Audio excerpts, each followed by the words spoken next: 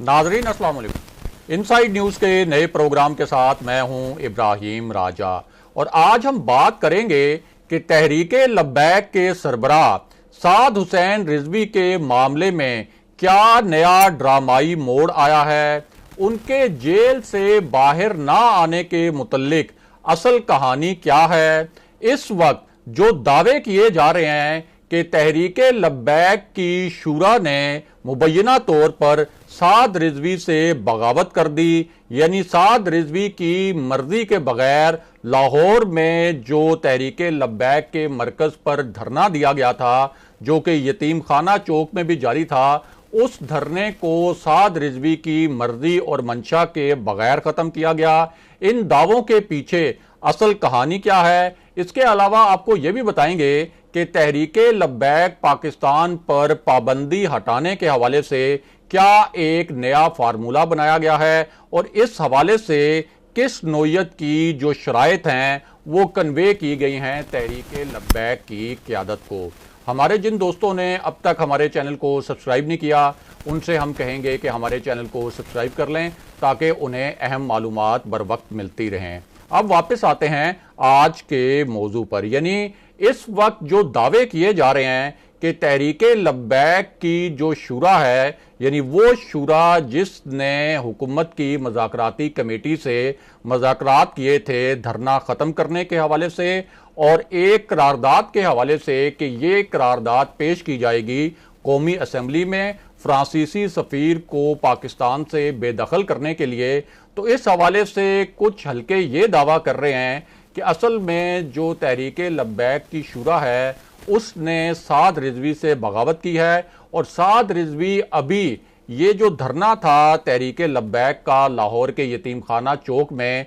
इसको ख़त्म करने के लिए रजामंद नहीं थे। ख़ास तौर पर एक ऐसी सूरत हाल में जब वहाँ पर एक ऑपरेशन भी किया गया था, तो उसके बाद साद रिजवी ने कुछ नई शराइत आयद की थी और इस पूरी सूरत हाल में कहा यह जा रहा है कि जिस तरह की करारदाद कौमी असम्बली में पेश की गई, साद रिजवी को इस करारदाद के एक नुक्ते पर भी एतराज़ है। यानी कौमी असम्बली में जो करारदाद पेश की गई उसके बुनियादी तौर पर चार अहम नुकात थे। उनमें से एक नुक्ता तो ये था कि हुकूमत पाकिस्तान ये जो हुर्मत रसूल वाला मामला है इसको आलमी फोरम्स पर उठाएगी और इस तरह से एक आवाज़ बुलंद की जाएगी रियासती सतह के ऊपर। दूसरा नुक्ता यह था कि फ्रांसीसी सफ़ीर को निकालने के लिए कौमी असम्बली में बहस शुरू करवाई जाएगी। अब कुछ हल्के ये दावा कर रहे हैं कि ये जो अल्फाज हैं कि कौमी असम्बली में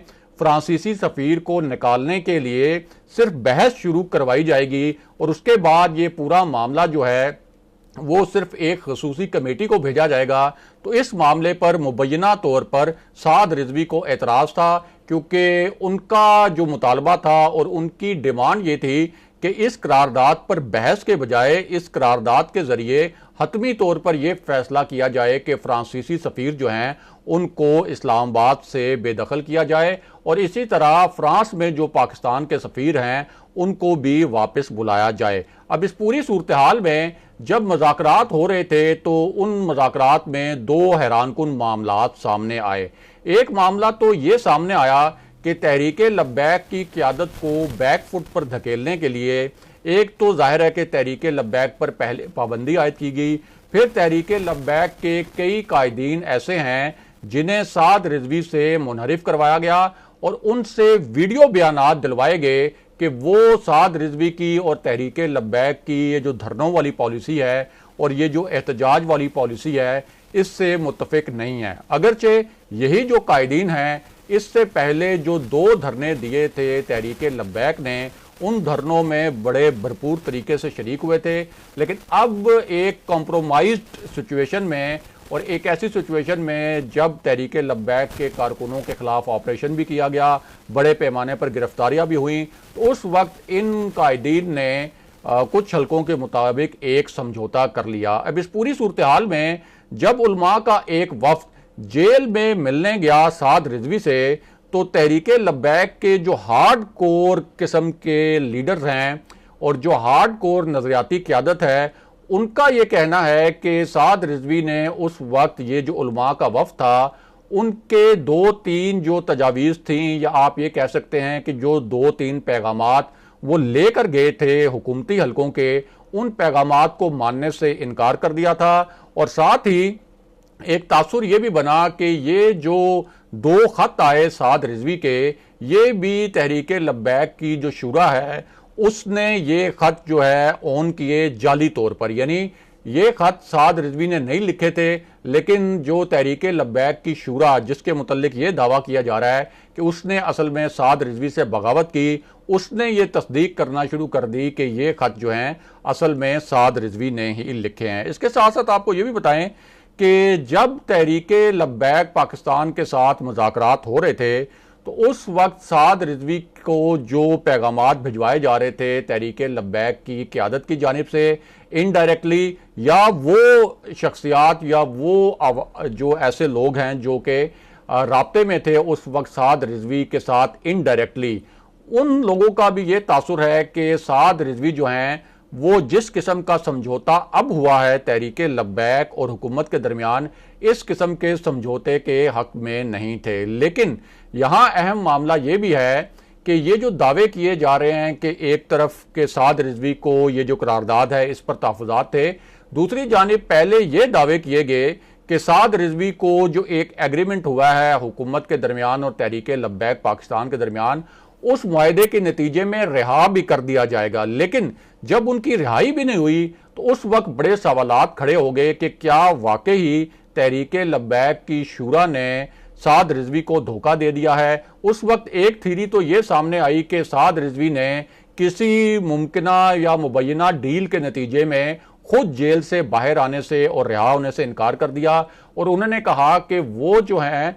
बाहर आएंगे सिर्फ अदालती ऑर्डर के जरिए और अदालत में अपना जो मुकदमा है वो लड़ेंगे, क्योंकि उस वक्त कोई ऐसा तासुर नहीं देना चाहते थे कि उनकी जो रिहाई हुई है वो किसी डील के बदले में हुई है, या तहरीक लब्बैक ने जो मुतालबात किए थे उन मुतालबात पर तहरीक लब्बैक ने किसी नौयत का समझौता किया है। अब इसी पूरी सूरत हाल में एक और इतला जो हुकूमती हलकों की जानिब से आ रही थी वो ये थी कि 4 शेड्यूल से भी तहरीक लब्बैक के तमाम कारकुनों का नाम निकाला जाएगा, और इसके अलावा साद रिजवी के हवाले से भी एक अहम फैसले की बात की गई। वो फैसला क्या था उसकी तफसील भी आपको बताते हैं, और साथ ही आपको ये भी बताते हैं कि तहरीक लब्बैक की पाबंदी ख़त्म करवाने के लिए किस किस्म की शराइत जो हैं वो कन्वे की गई हैं तहरीक लब्बैक की क़यादत को, और एक क्या फार्मूला बनाया गया है कि जिसके मुतल्लिक ये कहा गया है कि अगर इस फार्मूले पर अमल किया जाए तो तहरीक लब्बैक को जो कलअदम करार दिया गया है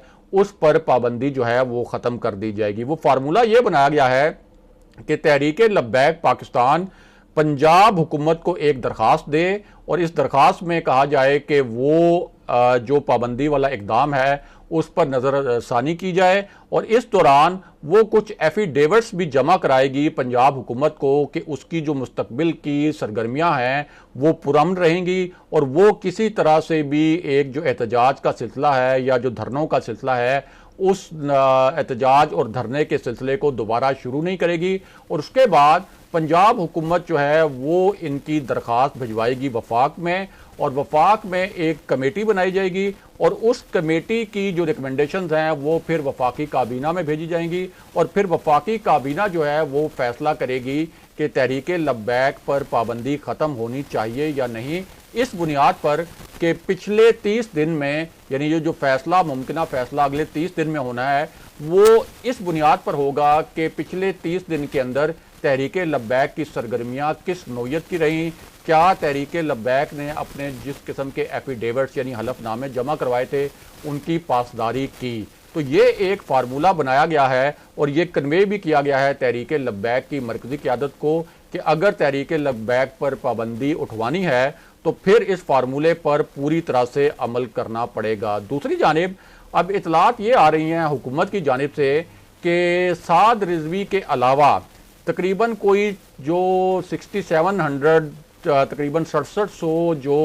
कारकुन गिरफ्तार हुए थे उनको तो रिहा कर दिया गया है क्योंकि उनके ऊपर कोई संगीन नौयत के मुकदमात जो हैं वो नहीं थे। इसके अलावा कोई 225 मुकदमात और कोई 225 FIR ऐसी हैं उनके मुतल्लिक ये कहा गया है कि ये अपने लीगल प्रोसेस से गुजरेंगी, यानी ये मुकदमात जिन कारकुनों के खिलाफ दर्ज करवाए गए हैं ये मुकदमात ऐसे ख़त्म नहीं होंगे। और अब हुकूमत ने ये ऐलान भी किया है एक ऐसे वक्त में जब ये तासुर बन रहा था कि साद रिजवी की मर्जी के बगैर ये धरना ख़त्म हुआ है और साद रिजवी हुकूमत की पेश करदा जो करारदाद है उसके चंद नुकात से मुतमईन भी नहीं, तो अब हुकूमत ने ये ऐलान किया है हैरान कुन कि साद रिजवी के खिलाफ जो FIR है और उनके खिलाफ जो कार्रवाई है वो भी एक लीगल प्रोसेस से गुजरेगी और इस तरह से नहीं होगा कि जिस तरह से उनके जो 6700 अरकान दीगर जो हैं वो रिहा किए गए हैं। तो इससे अब इस बात को तकवीत मिल रही है कि साद रिजवी के मुतल्लिक जो दावा किया जा रहा है कि उनकी मर्जी के बगैर ये मुआहिदा हुआ और हुकूमत अब चाहती है कि साद रिजवी जो हैं वो कुछ अरसा जेल में ही रहें और उनके खिलाफ कार्रवाई जारी रहे और मीनवाइल तहरीक लब्बैक की वो क़यादत जिसने हुकूमत के साथ समझौता किया है उसको कोई कलीदी किरदार दिया जाए और वो एक पुरअमन तरीके से इस तंजीम को चलाए। ये कुछ ज़राए जो हैं वो इस वक्त दावा कर रहे हैं। अगले प्रोग्राम तक के लिए खुदा हाफिज़।